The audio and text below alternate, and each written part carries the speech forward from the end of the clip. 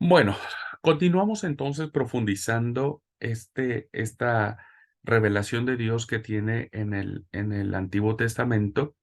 Y ahora corresponde, voy a compartir la pantalla, a entender algo muy valioso este, en esto que estamos analizando sobre los valores del Antiguo Testamento.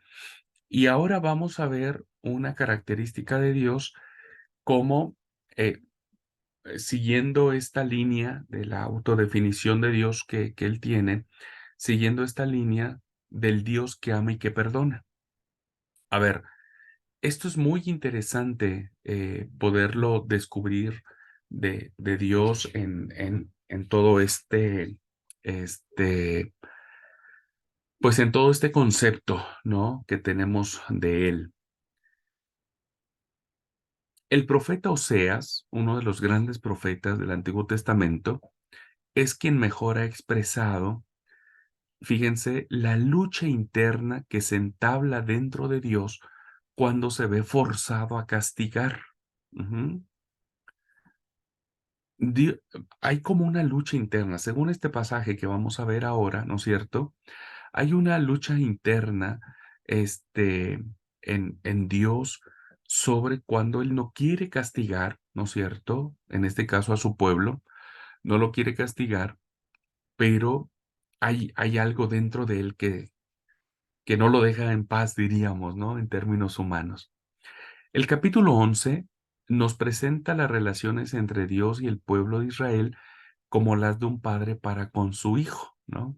Vemos cómo Dios tiene actitudes paternales, ¿no?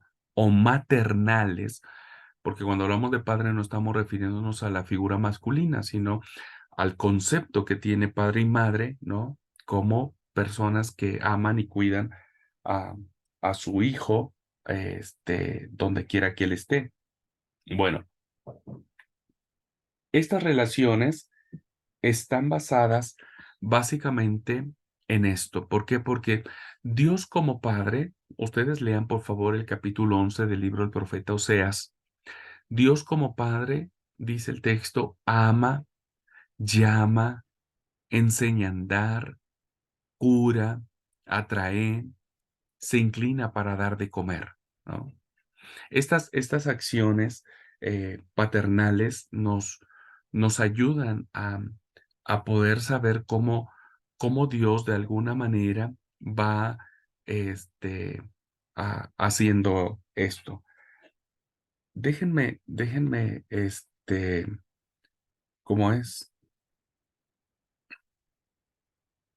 Buscar el pasaje para, si ustedes tienen su Biblia, pueden por favor leerlo, pueden buscar Oseas capítulo 11.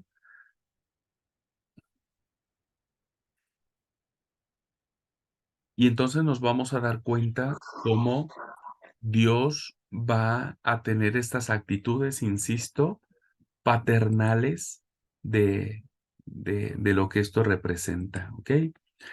Miren, el capítulo 11, versículo 1 inicia diciendo, cuando Israel era muchacho, yo lo amé, y de Egipto llamé a mi hijo, ¿no? Yo lo amé, dice el capítulo 11. Fíjense, empieza con esta actitud de papá, el Dios que ama, ¿no? Y el Dios que llama. Dice, yo llamé de Egipto a mi hijo. Lo trata como hijo, ¿viste? ¿Se dieron cuenta? Es una relación papá-hijo, ¿no? De Egipto llamé a mi hijo. El versículo 2 dice, cuanto más yo lo llamaba, tanto más se alejaba de mí. Fíjense la acción y la reacción que tiene, ¿no? Porque a veces los que tuvimos buenos padres no siempre fuimos los mejores hijos, ¿no? Esto también sucede. No siempre hemos sido los mejores hijos, aunque los papás hayan sido buenos. Y entonces, en esta relación, en esta experiencia que tiene Dios con Israel, como si fuera su hijo, dice, cuando más yo lo llamaba, más se alejaba de mí. Sacrificaba a los Baales y a los ídolos ofrecía sahumerios. Es un hijo rebelde, ¿no? Es el hijo que se aleja. En vez de que se acerque al papá para recibir su amor, termina alejándose. Versículo 3. Yo con todo eso enseñaba a andar al mismo Efraín, tomándolo de los brazos.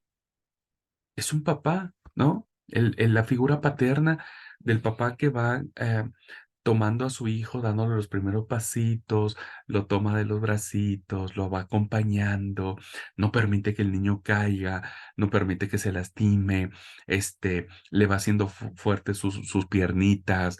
Esto hace papá. Ahora, ¿qué es lo que hace el hijo? Versículo cuarto dice, y no conoció que yo lo cuidaba. El hijo rebelde, ¿no es cierto? Que dice, no, mi papá nunca estuvo conmigo, no, mi papá nunca me ayudó, mi papá nunca esto, nunca lo otro, ¿no? Es el hijo que no comprende al papá, ¿no? Que no comprende al papá. Versículo 4. Con cuerdas humanas los atraje, con cuerdas de amor, ¿no? Otra vez el papá que ama. Y fui para ellos como los que alza el yugo de su cerviz y puse delante de ellos su comida.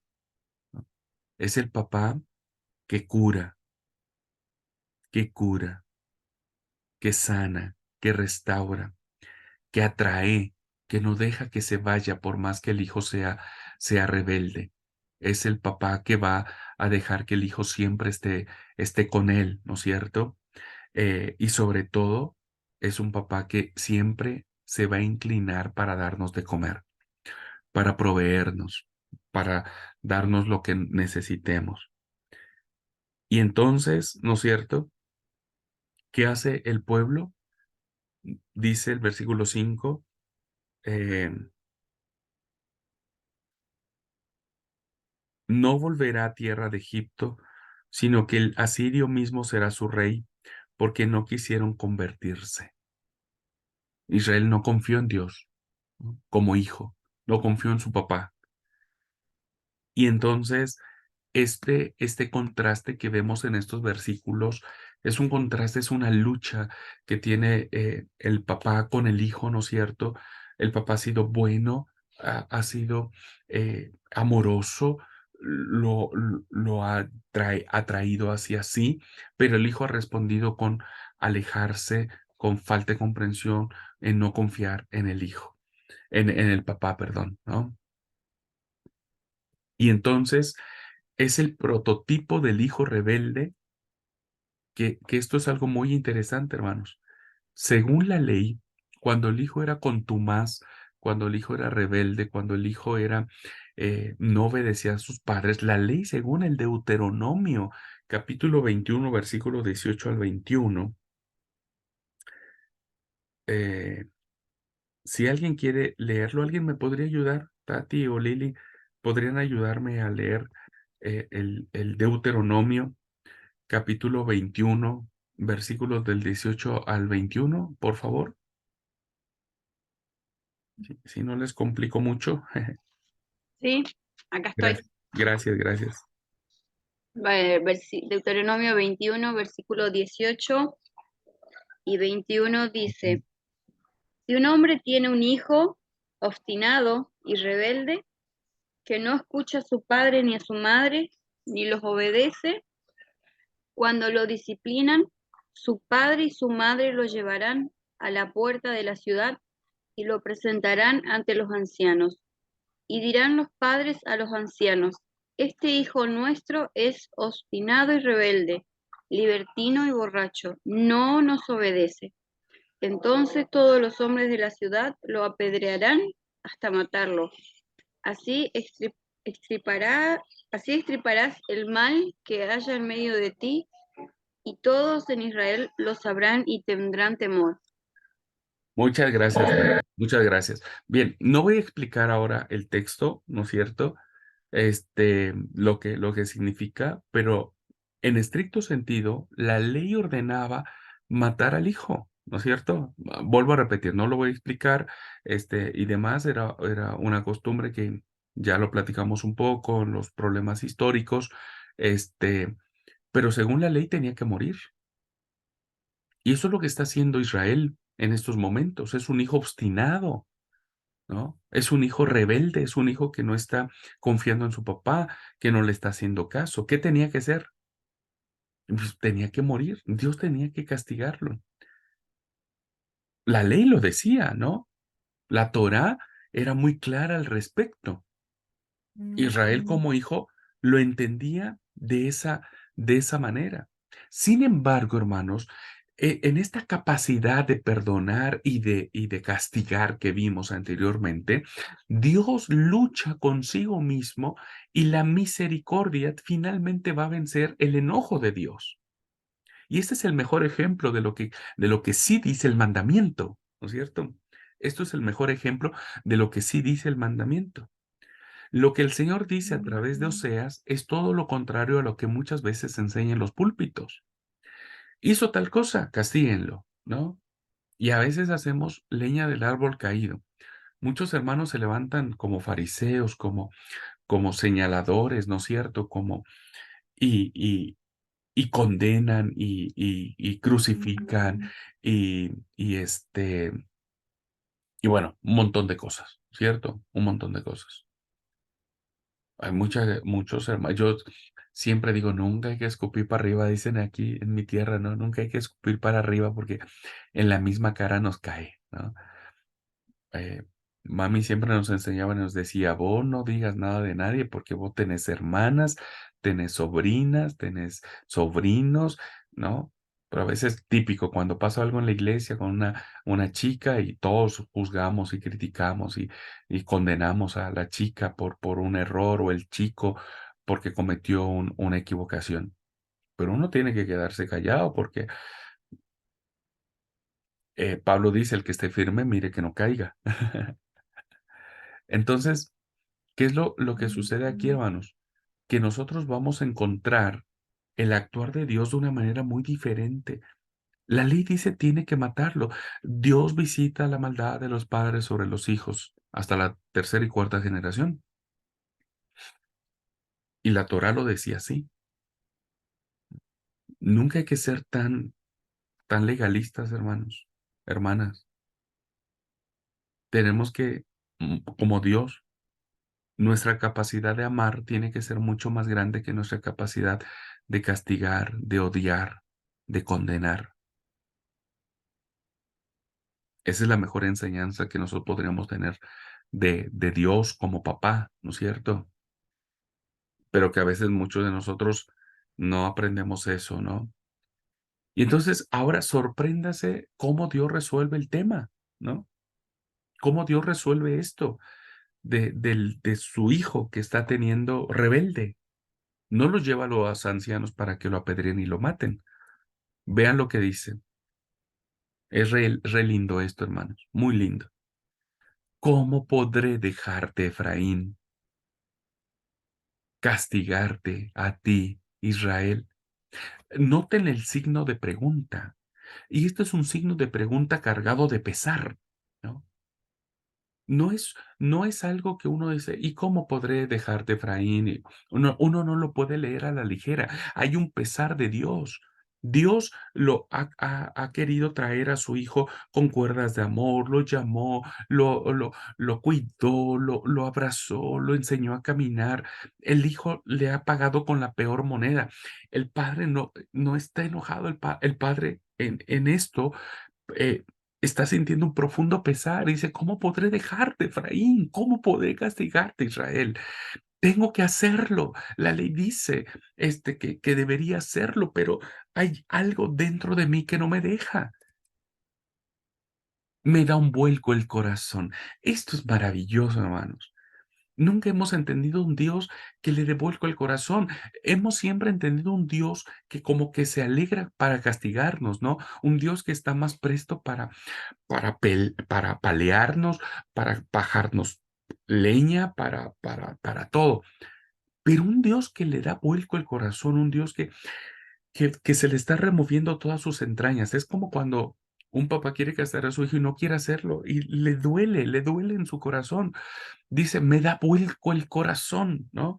En la versión en la versión Reina Valera, dice este, mi corazón se conmueve dentro de mí.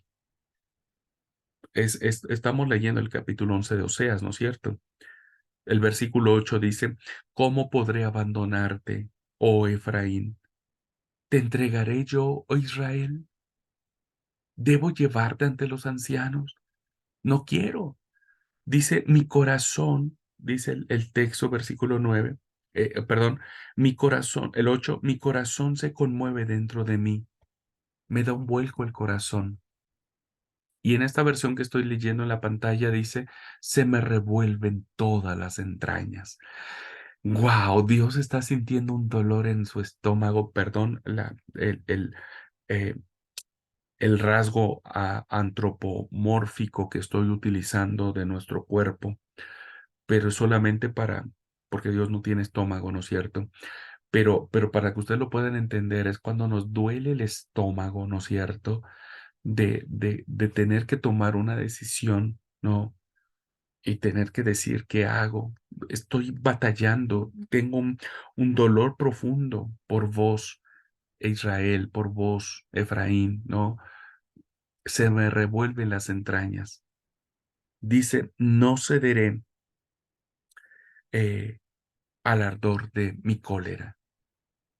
Dios ya resolvió el tema. Dios ya tomó una posición. Dios ya determinó qué tiene que hacer. ¿Y sabe qué determinó Dios? No llevar al hijo ante los ancianos para que lo apedreen y lo maten. Por eso dice, no cederé al ardor de mi cólera. En la versión Reina Valera dice, no ejecutaré el ardor de mi ira. No, no te voy a llevar con los ancianos. Todo esto que estoy sintiendo por ti no me permite, te amo tanto que no voy a ejecutar, no voy a echar mano de la ley para castigarte, ¿no? No destruiré a Efraín. Ya Dios tomó una decisión. Hermanos, esto no lo leemos en los púlpitos, no lo hacemos en las relaciones cristianas. Siempre cuando algo hace algo uno mal, no lo castigamos, no. Algo tenemos que aprender de esto. Israel tenía que ser castigado y sí, tenía que ser destruido y sí, pero en este momento, cuando Dios tenía que ejecutar su ira, Dios dice, no, Dios no lo hace. Ustedes me dirán, sí, pero Israel se fue al exilio con los asirios, pero no fue decisión de Dios, fueron decisiones de ellos, ¿no? Dios no lo hizo. Dice, no destruiré a Efraín, que yo soy Dios y no hombre, el santo en medio de ti y no enemigo devastador. En la versión Reina Valera dice, no ejecutaré el ardor de mi ira, ni volveré a destruir a Efraín, porque Dios soy y no hombre, el santo en medio de ti, no entraré en la ciudad. Es, Permiso. ¿Sí? En la versión que yo tengo de NBI creo que es, Ajá. dice, em, me- y, me, y se me conmueven las entrañas, pero no daré rienda suelta a mi ira. Ujú.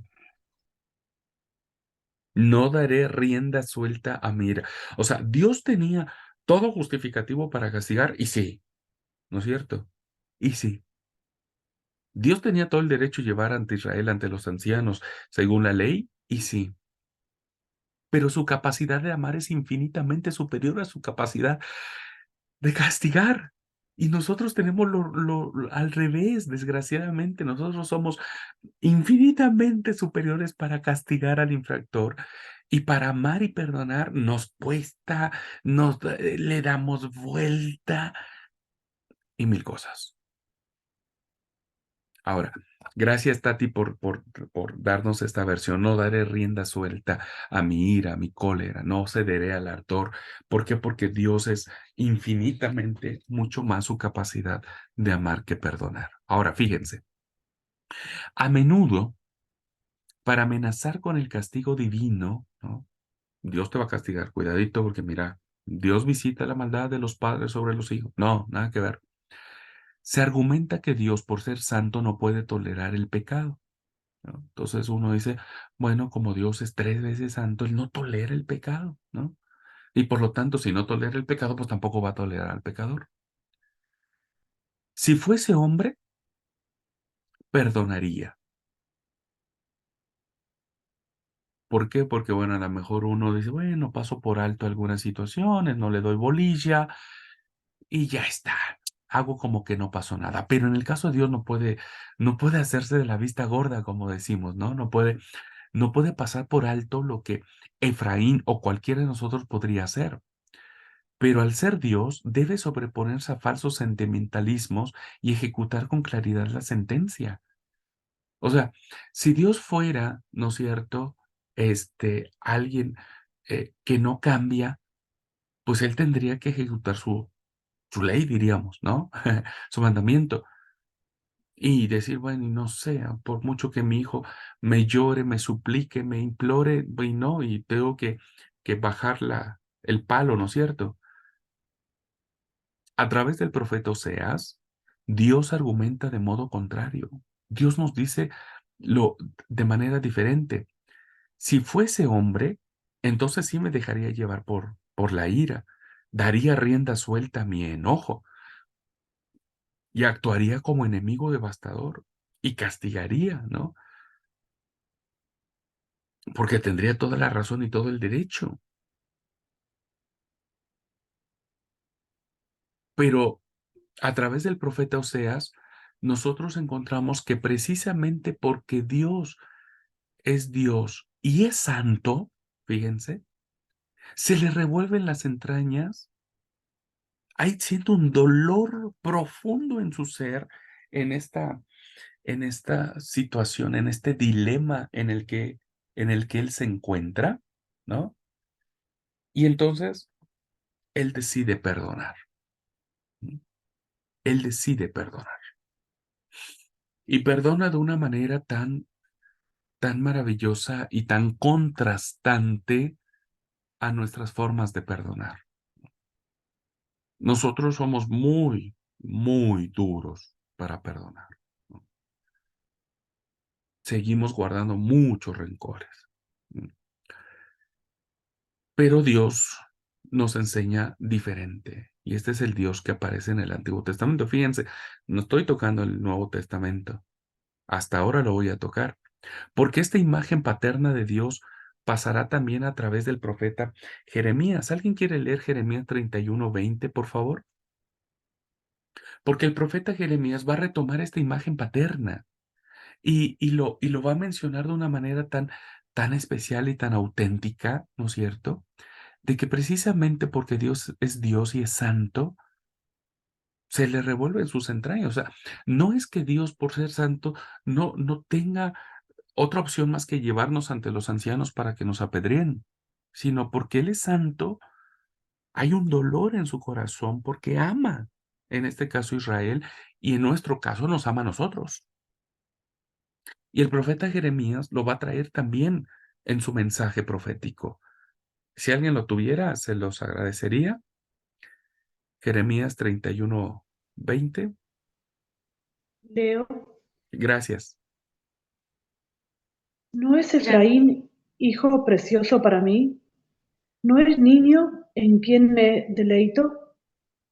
Pues desde que hablé de él, me he acordado de él constantemente. Por eso mis entrañas se conmovieron por él. Ciertamente tendré de él misericordia, dice Jehová. Gracias, Lili.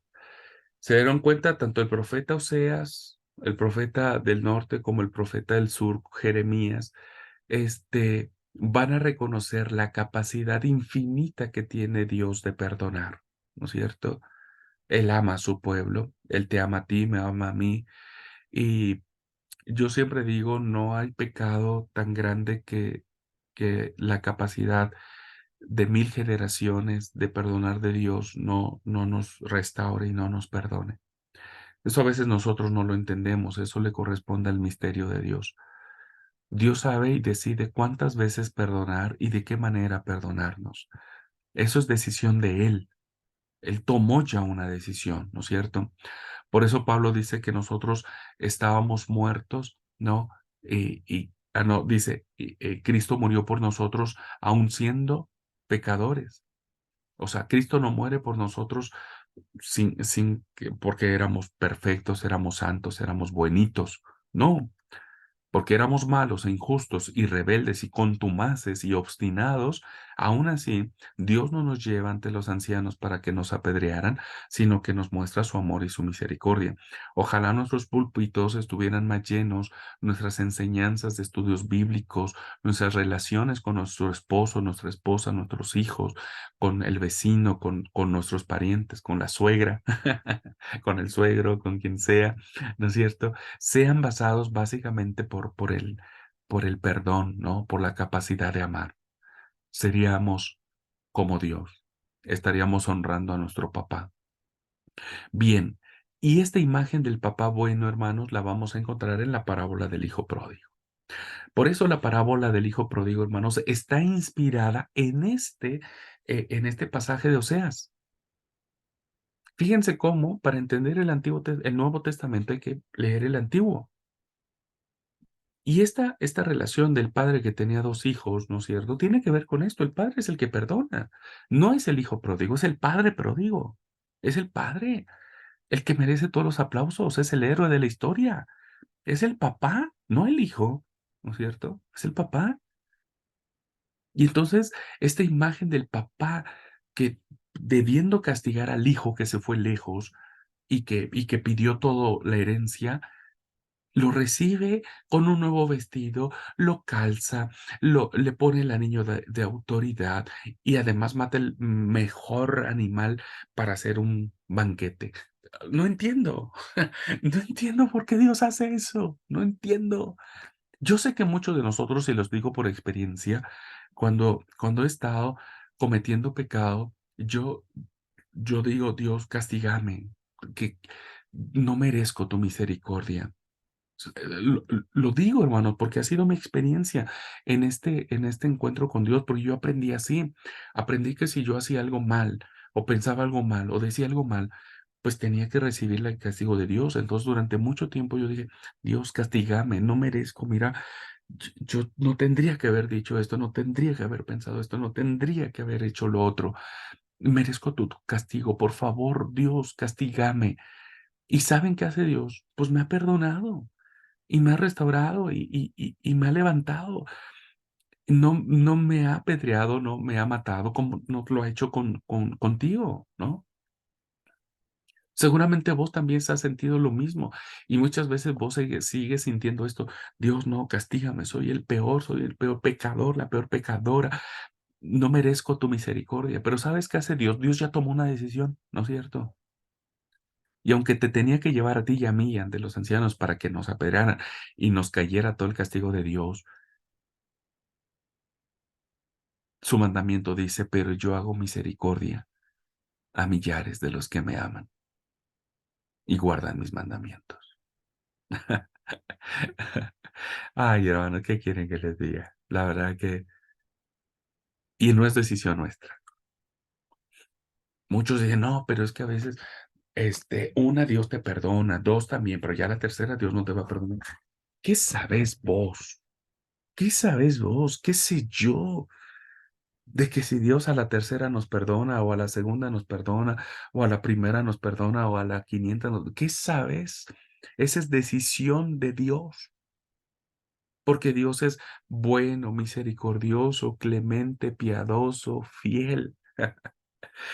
¿No? Eso es Dios. Y la verdad que a mí en lo particular me emociona, ¿no? Y esto tampoco nos da una libertad para pecar, es decir, no, el Nuevo Testamento nos dice, ¿no? Perseveraremos en pecado para que la gracia de Dios abunde, y Pablo dijo, no, pero tenemos esta bendición y esta eh, situación de que no nos convirtamos en jueces, por favor, ni de ti mismo, no seas tu propio verdugo, ¿no? No te autocastigues, pero tampoco lo hagas con los demás, ¿no? Que hayan cometido algo o que vayan a cometer algo. no lo hagas, porque Dios te está enseñando otra cosa. Lili, adelante, perdón, levantaste la mano.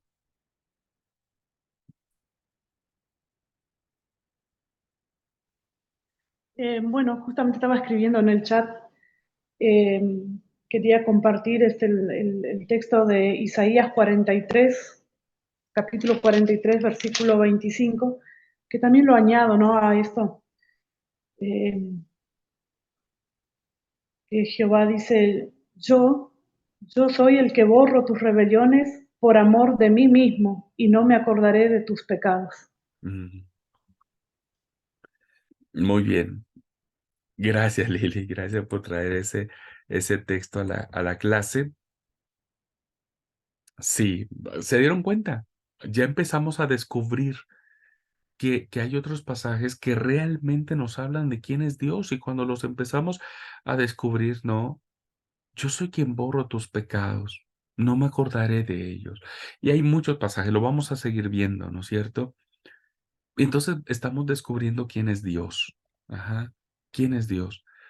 Y Dios como papá es maravilloso, pero también nosotros como hijos tenemos que aprender a corresponder es- esta, este deseo de Dios, ¿no?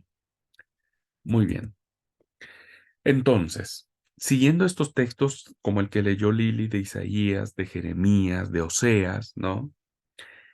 Esta idea del amor y la misericordia hubo que compaginarla en ciertos momentos con la experiencia del sufrimiento y la derrota del pueblo, que es lo que decía, bueno, si Dios amaba tanto a Israel, ¿por qué permitió que sucediera el exilio asirio o el exilio babilónico?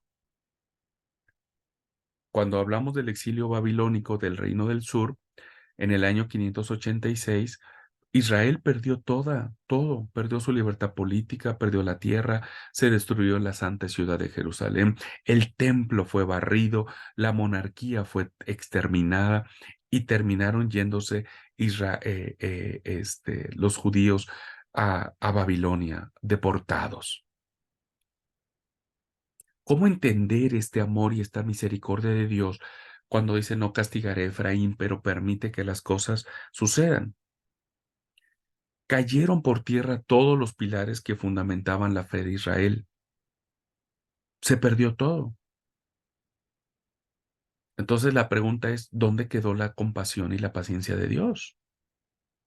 Esta es una pregunta muy interesante, ¿no? Porque lo mismo sucede con nosotros. O sea, nosotros a veces por las consecuencias de nuestros actos o sufrimos enfermedades o tenemos tales consecuencias o morimos, ¿no es cierto? Y entonces uno termina y dice, bueno, ¿dónde quedó esto que vos dijiste que me ibas a perdonar, que me ibas a amar, que me das la tal, ¿no? ¿Será acaso entonces que hay algo ahí que no nos han contado? Estas preguntas, que son muy válidas y que nos pasan a todos los que hemos vivido momentos en los cuales sentimos que merecíamos el castigo de Dios o que pensamos que lo que estamos viviendo es un castigo de Dios, ¿no?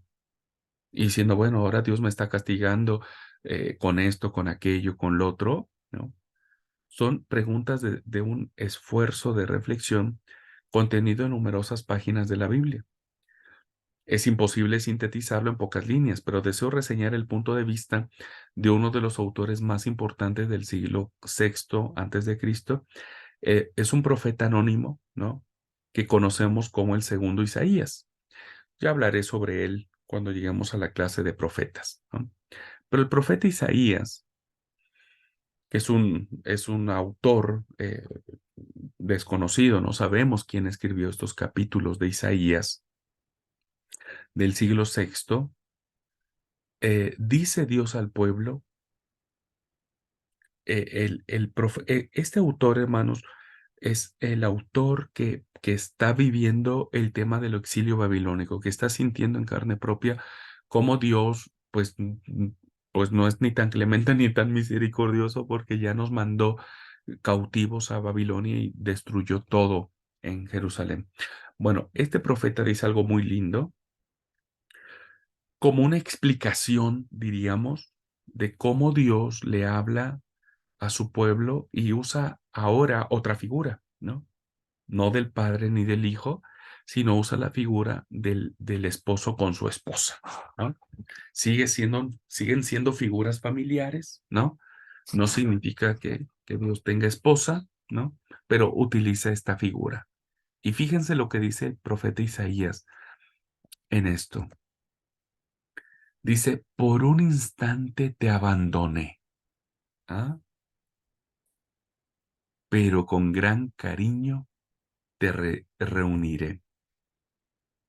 En un arrebato de ira te escondí un instante mi rostro, pero con misericordia eterna te quiero, dice el Señor, tu Redentor. Wow, hermanos, no hay mejor explicación que esto. Miren, ¿cómo explica el profeta Isaías, no es cierto, este actuar de Dios? Su justicia nadie puede pasar por alto, su justicia ni la santidad de Dios. Eso nos tiene que quedar muy claro, ¿no? Nadie puede burlarse de Dios, porque Dios es 3 veces santo. ¿Mm? Este, Sin embargo, el profeta traduce esta situación, ¿no es cierto? Y utiliza elementos de tiempo. ¿Ah? Si se dieron cuenta, hay 2 elementos de tiempo. El instante. Dice, un instante te abandoné, ¿no? En un arrebato de ira te escondí un instante mi rostro.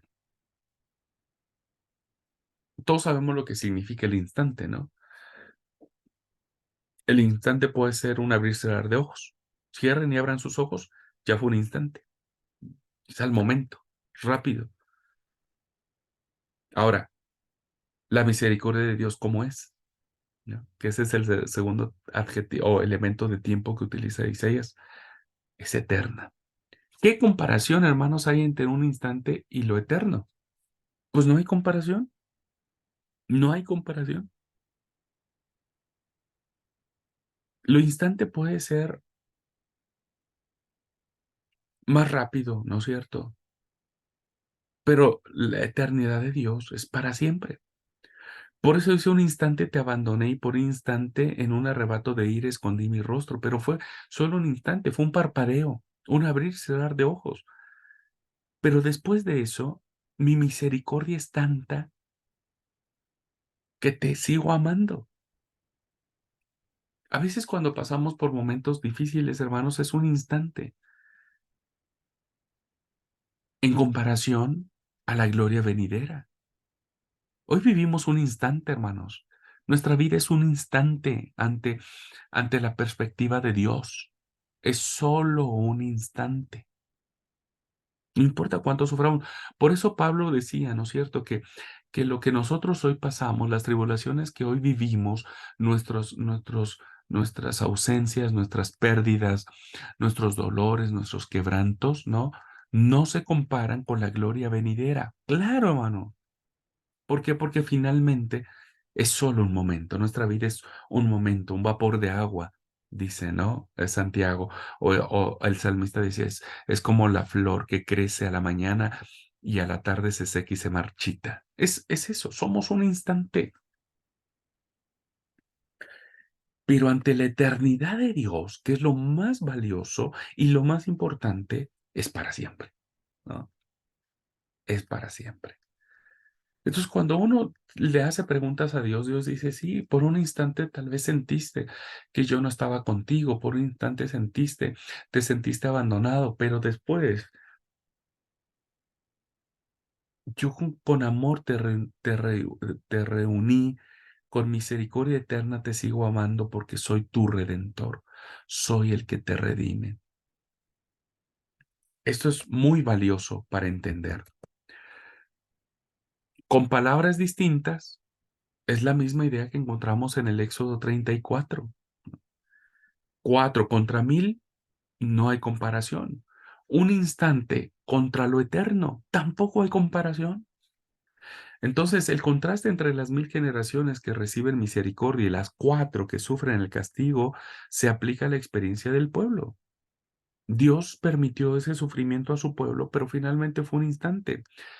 Dios después continuó con su pueblo lo trajo, lo redimió, lo volvió nuevamente a Jerusalén y todo lo que nosotros conocemos. Es cierto que ha sufrido mucho Israel, como muchos de nosotros hemos sufrido por nuestras ausencias, por nuestras pérdidas, pero eso no significa que Dios haya cambiado su actitud con Israel, no significa que Dios haya dejado de amarlo, como Dios no ha dejado de amarnos a nosotros, ¿no? Entonces, solo se ha tratado de un arrebato de ira que dura un instante, pero ante la misericordia eterna, ¿no? Ante la eternidad, pues no hay comparación, no hay comparación. Fíjense, este es el Dios que ama y que perdona y que su capacidad de amar y de perdonar siempre será infinitamente superior. ¿Cómo lo hace? No lo sé. A veces mucha gente me dice, pastor, ¿y esas personas se salvarán? Yo no lo sé. No, pero seguramente que no, porque no guardaron el sábado. No lo sé. No porque comieron carne de chancho. No lo sé. Conozco a muchos hermanos que guardan el sábado y no comen chancho, que tengo dudas, pero tampoco lo sé. Tampoco sé si van a ser salvos, ni yo mismo lo sé. ¿Por qué? Porque la capacidad de Dios es asombrosamente maravillosa. ¿Ok? Muy bien.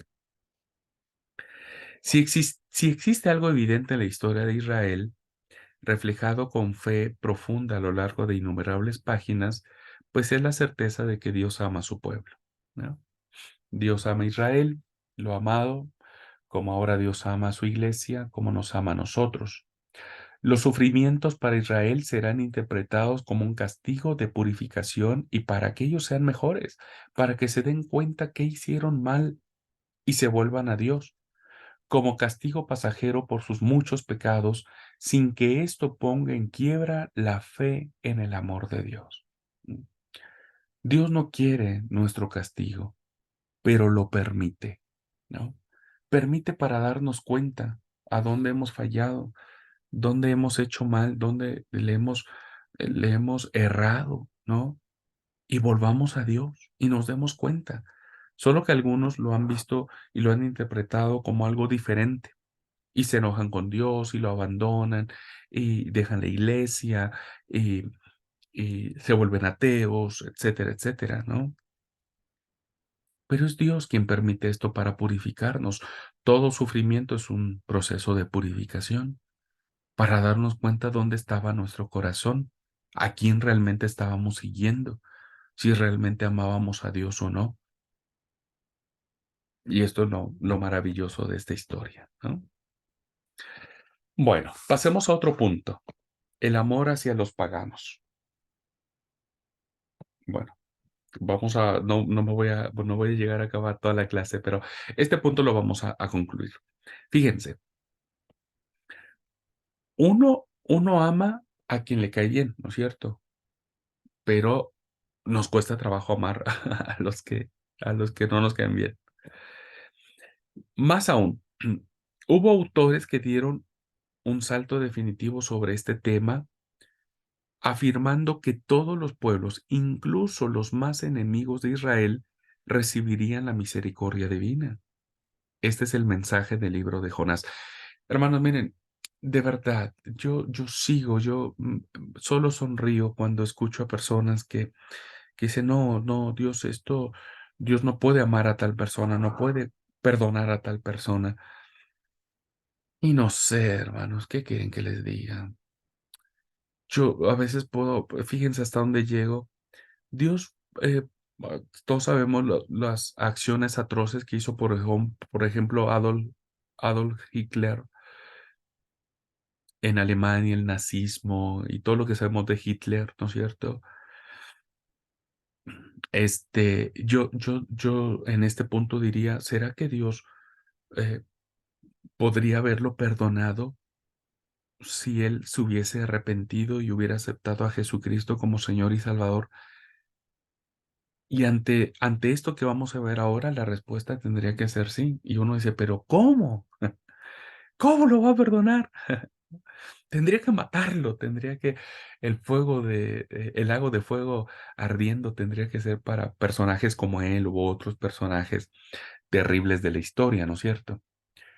Pero la verdad, queridos hermanos, es que si alguien se arrepiente, por muy terrible y muy cruel, sanguinario, despiadado que haya hecho, pues Dios tiene la capacidad de perdonarlo.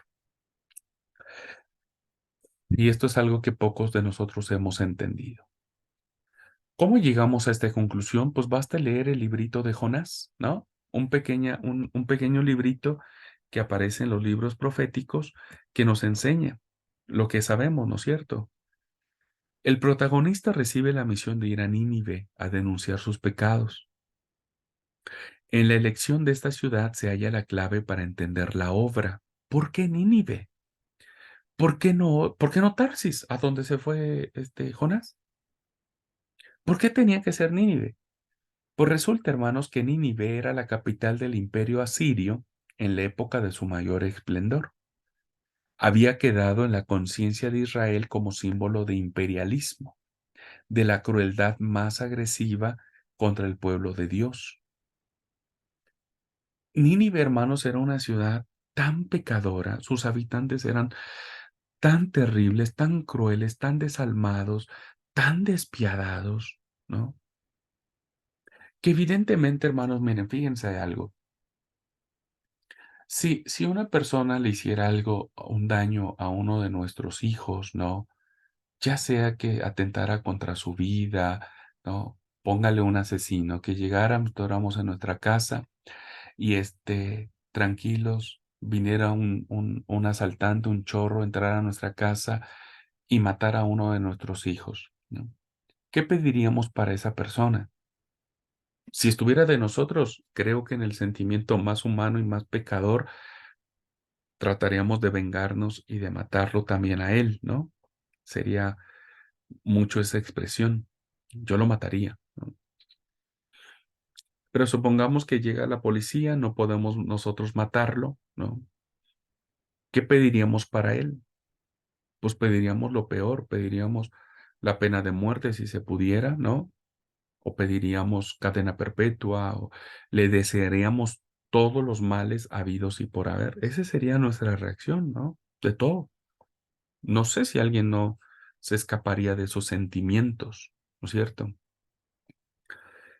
Bueno, ahora esa experiencia, ¿no? Triplíquenlo o háganlo mucho más grande porque así eran los habitantes de Nínive. Eran crueles, despiadados, asesinos, bandoleros, etcétera, etcétera. Entonces Nínive no era una ciudad, no era el Dorado, la ciudad linda del Dorado. No, era realmente una, una ciudad que no merecía, todo lo contrario. Esa ciudad merecía que le cayera como a Sodoma y Gomorra fuego del cielo para destruir. Ahora, Nínive entonces, para la mentalidad de Israel, significaba el símbolo de, de, de todo lo que eran los opresores del mundo, ¿no es cierto? Porque Nínive era el símbolo de todo aquello que es contrario a Dios, ¿no? Todo aquello que no merecería la misericordia de Dios, ni su bondad, ni su amor, ni su perdón, ni nada por el estilo, ¿ok? Pero todos sabemos qué pasó, ¿no? Sabemos que hacia ellos Jonás tenía que ir y hablarles. En un primer momento se niega esta misión y huye en dirección contraria, se va para Tarsis. Pensamos que lo hace por miedo, ¿no? Decimos, no, tiene miedo porque sabe que Nínive, si él va por allí, o mínimo lo asaltan o mínimo lo matan, o más lo matan, ¿no es cierto? Entonces uno diría, no, tuvo miedo para ir allá y dijo, no, yo no voy a Nínive, ¿cómo? ¿Quién me va a escuchar? ¿Quién me va a hablar? ¿Quién me va a abrir la puerta? ¿Quién va a atender mi mensaje? Así que no, yo mejor me voy para Tarsis. Pero no, no fue el motivo de miedo que hizo huir a Jonás hacia Tarsis, sino hubo un motivo mucho más profundo. Y este es el secreto de la historia del libro de Jonás, ¿no es cierto? Porque bueno, todos nos quedamos con la historia de que se lo tragó el gran pez, la ballena, dicen algunos, ¿no? Pero realmente el motivo es mucho más profundo y el autor de la obra nos lo aclara.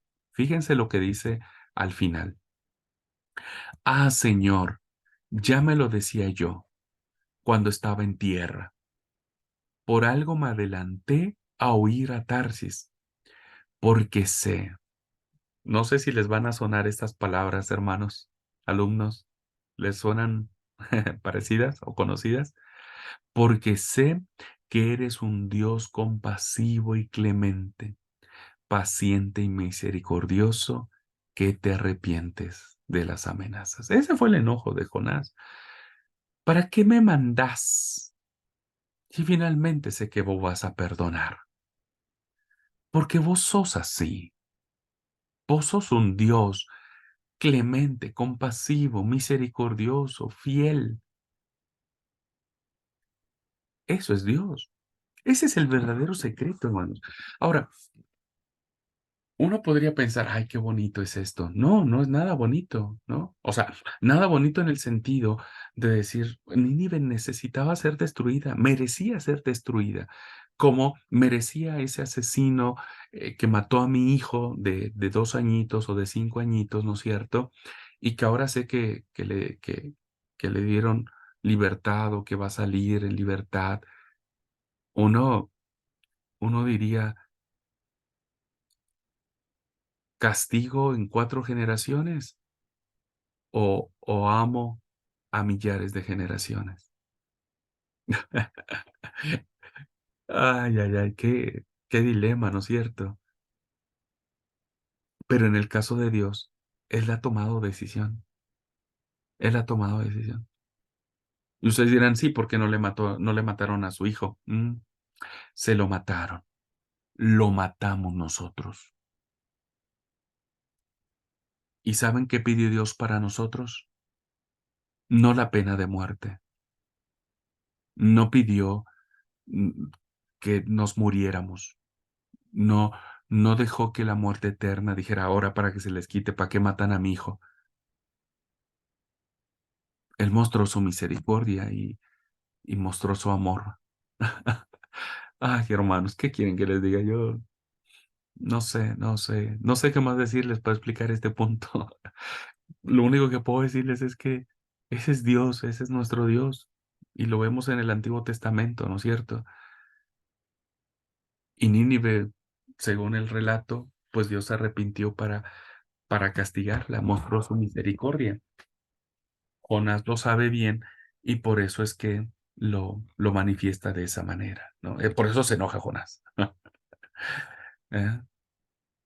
Así es que mucha gente se enoja porque tiene Dios misericordia de personas que pensamos que nosotros no tendrían que ser objeto de amor, ¿no?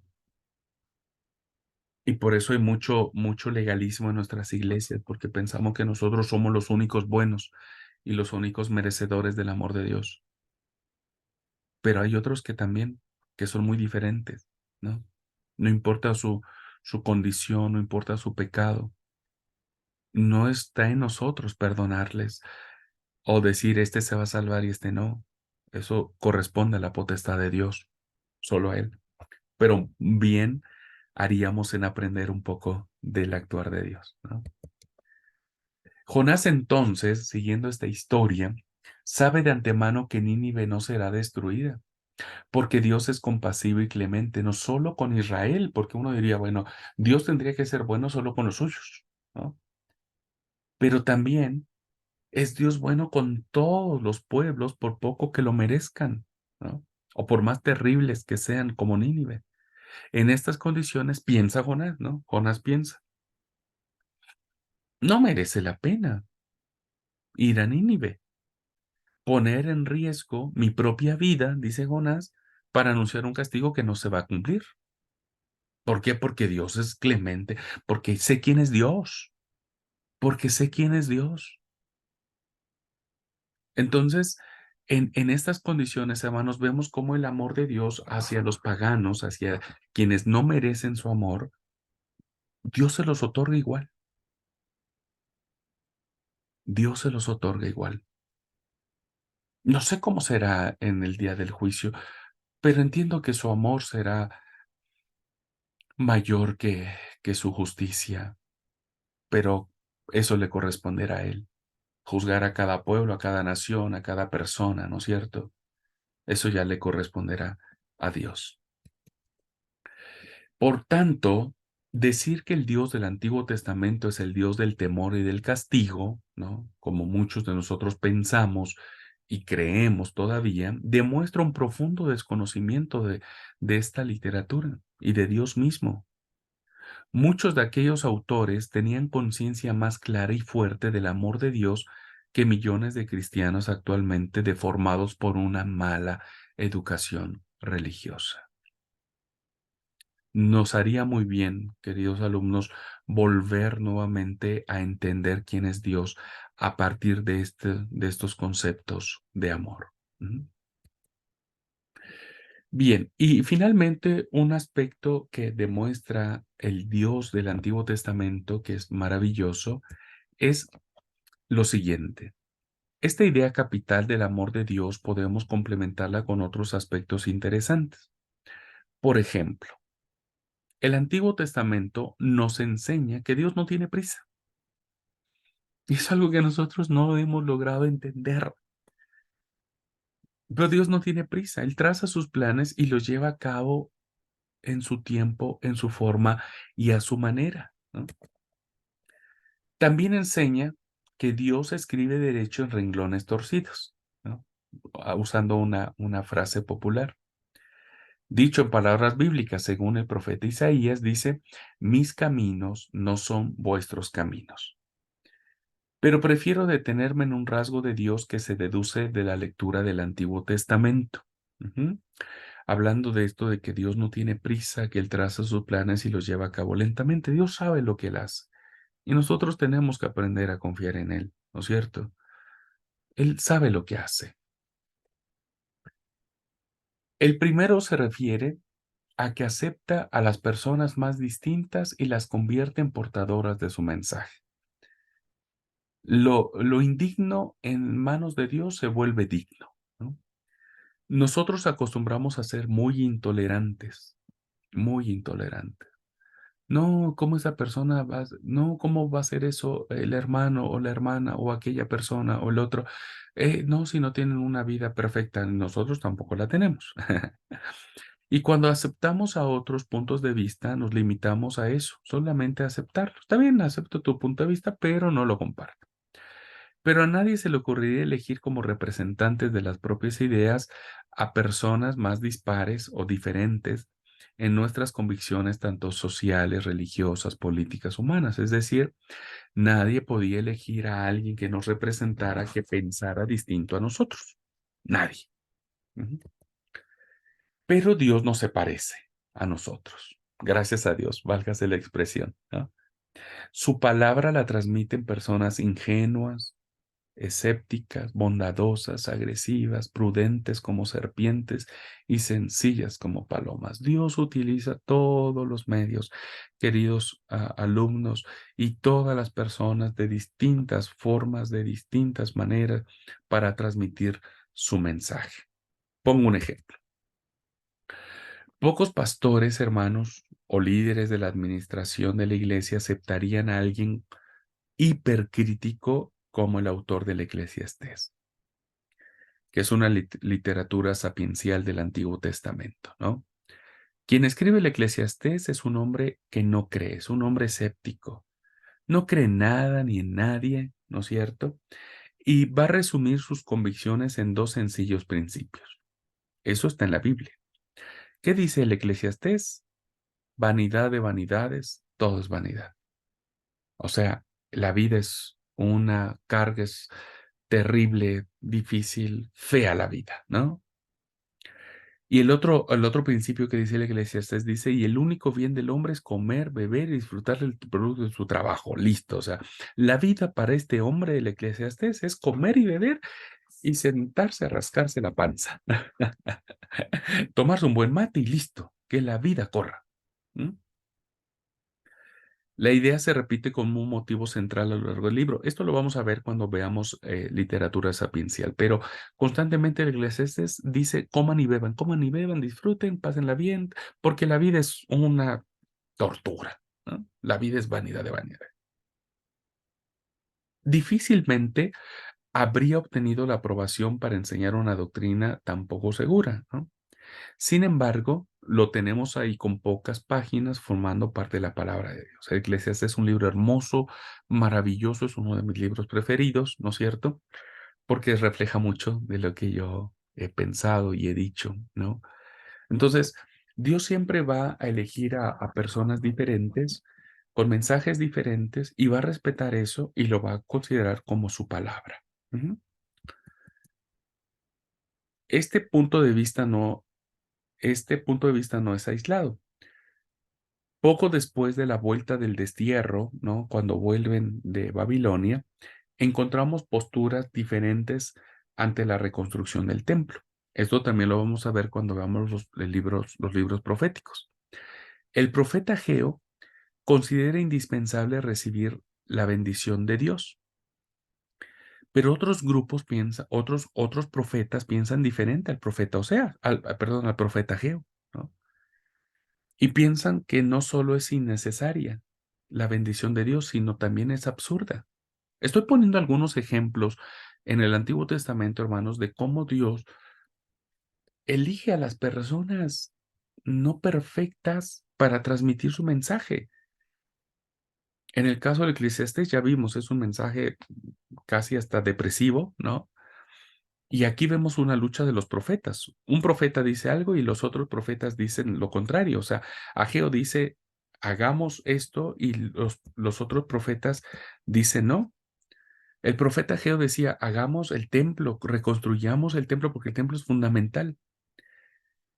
Pero el profeta Isaías, el tercer Isaías, dice, así dice el Señor, el cielo es mi trono y la tierra el estrado de mis pies. ¿Qué templo podréis construirme o qué lugar para mi descanso? Mientras el profeta Ageo decía, metámosle ficha para construir el templo, el profeta Isaías dice, dejémonos de tonterías, ya no construyamos nada más y volvamos a hacer algo diferente a esto. Y bueno, eso también lo encontramos en el Antiguo Testamento. Los ejemplos se pueden multiplicar. Las consecuencias pueden ser desconcertantes. O Dios es alguien a quien a todo le da lo mismo, o nosotros somos demasiado intransigentes y hemos convertido la verdad intelectual en falso criterio absoluto. Me parece que es lo segundo lo que ha pasado. Por lo tanto, leyendo el Antiguo Testamento se tiene la impresión de que a Dios le importa poco la mayoría de las cosas que piensan los hombres. Si sus palabras quedaron consignadas en la Biblia, no es porque tengan mayor o menor dosis de verdad, sino porque eran hombres y Dios los amaba y los aceptaba como sus hijos. Ya nos toca a nosotros descubrir que sí, que no, qué es lo que dice Dios, qué es lo que dice cada hombre, pero Dios respeta eso. Debemos respetar a las personas, ¿no? Y debemos amarlas. Esta conclusión que algunos podrían considerar como una herejía es la que se impone estudiando esta literatura antigua, ¿no? Respetemos, discernamos, tengamos espíritu de discernimiento para poder saber que sí, que no, pero siempre respetemos a las personas y amemos a las personas tal y como son. No querramos que las personas sean como nosotros, que es un gran error que hemos cometido. Queremos que sean como nosotros. Nuestros hijos queremos que sean como nosotros. Y cada persona es diferente y tenemos que amarlas y aceptarlas como tal. Bueno, pues queridos alumnos, vamos a dejar aquí la clase, ¿no? Por tema del tiempo y mañana vamos a ver este otro tema y vamos a seguir avanzando en algunos otros más que tenemos, que todavía falta mucho más, ¿no? No acabamos todo. Faltan otras cositas mucho más lindas que, que seguir aprendiendo. Pues bien, ¿alguna pregunta, hermanas, hermanos que están en clase presencial? ¿Algún comentario? Siempre digo si quedó claro o no la explicación. Sí, muy claro, muy linda clase. Gracias, Tati, gracias. Bueno, pues entonces, eh, Lili, perdón, creo que querías hablar. Sí, estoy cocinando acá, así que no, por eso no abro la cámara. Sí, es así como dice Tatiana, está todo muy claro y la verdad que una hermosísima clase. Gracias. Muchas gracias, Lili. Gracias. Bueno, pues, hermanos, nos vamos a ver mañana en el horario del pastor Esdras, porque yo le concedí mis horas a él, ¿no es cierto? Ahora yo voy a tomar sus horas, así que esta semana, el lunes, martes, miércoles y jueves, vamos a tener clase. Mañana vamos a tener clase a las 6 de la tarde, a las 18 horas. Ajá. El miércoles tenemos ¿a qué hora teníamos el miércoles? También a la misma hora, a la misma Sí, hora. todo Sí, a la ok, misma hora. claro, está buenísimo. Entonces, martes, miércoles y jueves vamos a tener clase y ahí vamos a terminar nuestro curso. ¿Ok? Bueno, pues deseo que Dios les bendiga, que tengan un excelente día.